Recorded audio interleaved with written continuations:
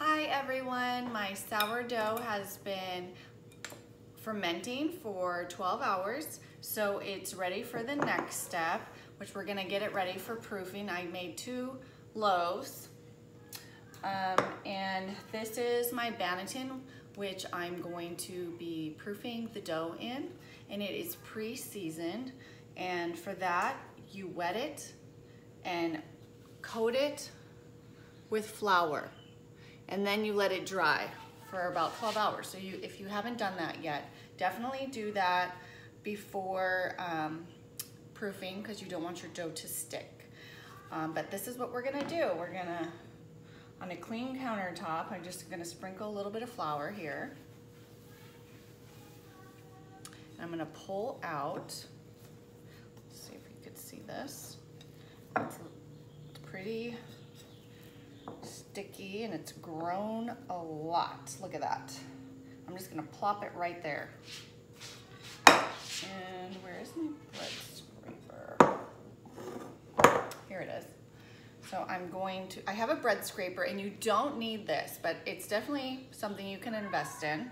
And especially if your dough's a little wet and has a lot of moisture in it, it does help it from sticking to the countertop or whatever you're using.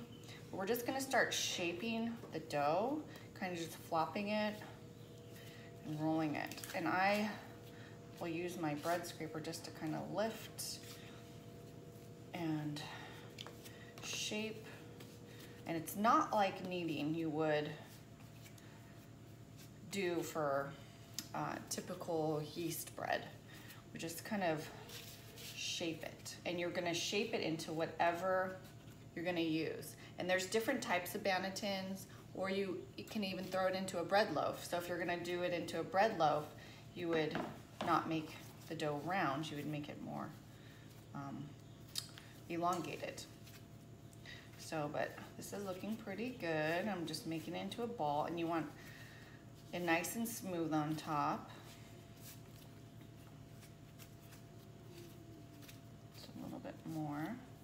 And then you're gonna kind of just let it sit like that for a few minutes.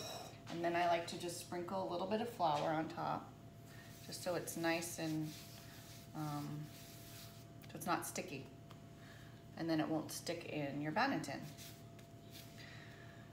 And while that sits, I'm gonna do the second loaf, because again, I like to make, when I make sourdough, it's such a process. I like to make more than one, 2 to 3. And when we get out of this coronavirus, I always like to make one for a family.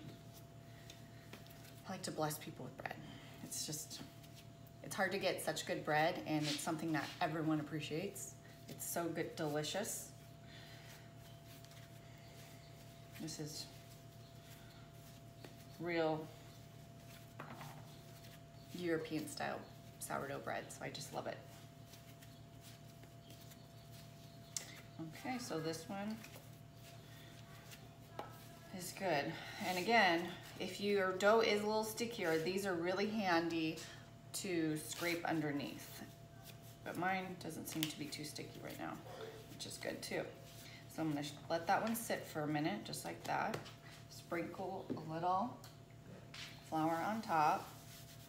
I don't like to use too much flour because it messes up the consistency of the dough. You don't want it too dry, or your bread too dry.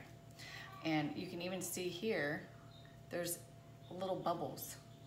Bubbles are a good sign. It's gonna be nice and airy. It's all done. So now I'm gonna let it, I flip it over so the smooth side is on the top, and it's kind of, this is the bottom side, so it's okay if it's not perfect. And then we're gonna I'm gonna cover it with a cloth and let it sit for an hour or 2, okay? I just let it sit on my countertop. And, but if your kitchen is very chilly, you can always just put it in your oven with the light on. But that will speed the process, so you only wanna do that for, check it in an hour. And then I'll see you in the next video. Have a great day.